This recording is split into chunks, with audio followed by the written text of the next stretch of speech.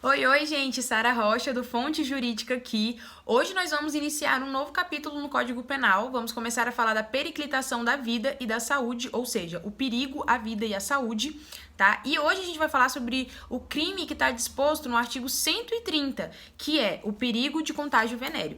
Então, a pergunta que fica aí é a seguinte: transmitir DST é crime ou não é crime? Bora lá que eu vou te responder isso hoje.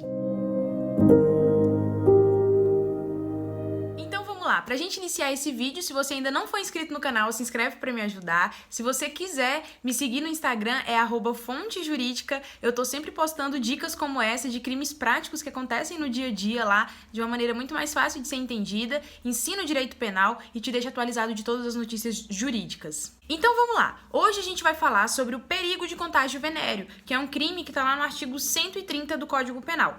Eu vou lendo aqui para vocês enquanto eu vou explicando o que é esse crime. O nome do crime é perigo de contágio venéreo. Artigo 130, expor alguém por meio de relações sexuais ou qualquer ato libidinoso a contágio de moléstia venérea de que sabe ou deve saber que está contaminado. Qual que é o crime que a gente comete aqui? É expor outra pessoa.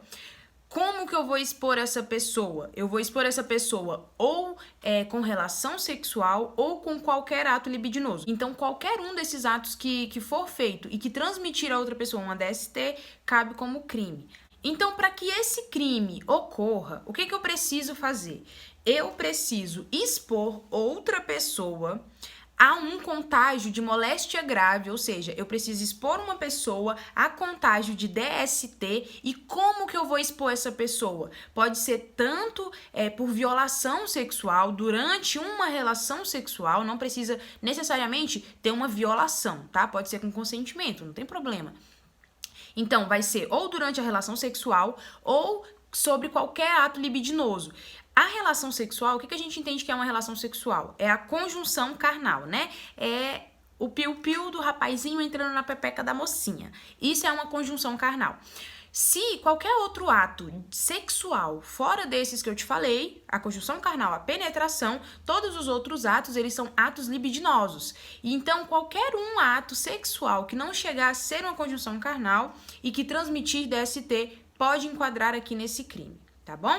Continuando aqui como requisito para que esse crime ocorra, o que acontece também? Esse crime, eu posso ter conhecimento de que eu estou contagiada com uma DST e aí eu passo para outra pessoa e aí eu me enquadro nesse crime, como eu também posso não ter o conhecimento, mas se eu deveria saber, se eu poderia já tá sabendo disso e não tenho o conhecimento por negligência, imprudência e imperícia, não interessa, entra como crime, tá bom? Uma questão muito interessante nesse crime é a questão sobre a AIDS. Transmitir AIDS entra aqui nesse crime porque o que acontece? A AIDS, na verdade, o que esse crime visa proteger? Qualquer tipo de DST, doença sexualmente transmissível.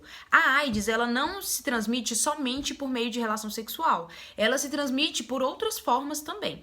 Então, pode ser que eu passe AIDS para alguém e eu entre aqui? Não pode acontecer, tá? De eu transmitir AIDS para alguém e entrar nesse crime aqui. Mas a gente vai entrar em outro crime que eu vou comentar ainda durante esse estudo desse capítulo do Código Penal. Então, se você ficou curioso sobre essa questão, continua acompanhando os vídeos do canal que em breve esse vídeo vai estar aqui.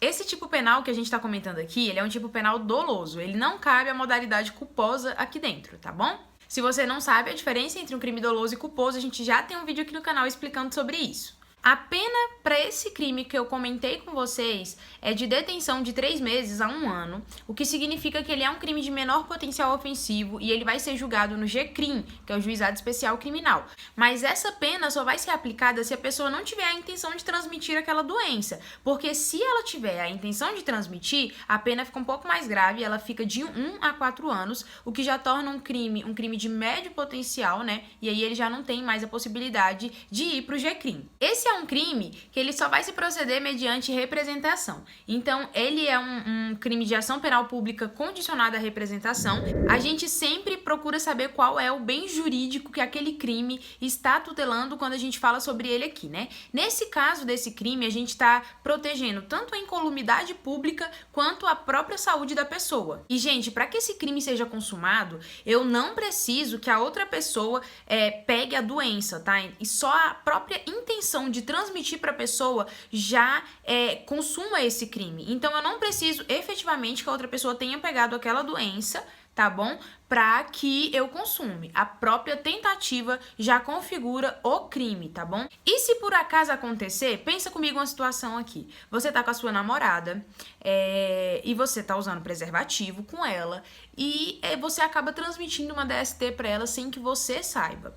O que aconteceria aqui, gente? Essa conduta é atípica. Por quê? Porque eu estava me preservando, eu estava usando camisinha durante aquele ato. Então, se eu estou usando camisinha, aí isso aqui se tornaria uma conduta atípica, um crime impossível. Não tem como eu transmitir uma doença sexualmente transmissível para outra pessoa se eu estou usando camisinha, tá bom? A gente tem uma possibilidade de aumento de pena para esse crime, que é quando ele acontece junto com um crime contra a liberdade sexual. Então, se, por exemplo, esse crime acontecer junto com um estupro, o cara foi lá, estuprou a mulher e ainda transmitiu DST para ela. Isso é um tipo de causa de aumento de pena que está previsto lá no artigo 234-A, inciso 4, tá?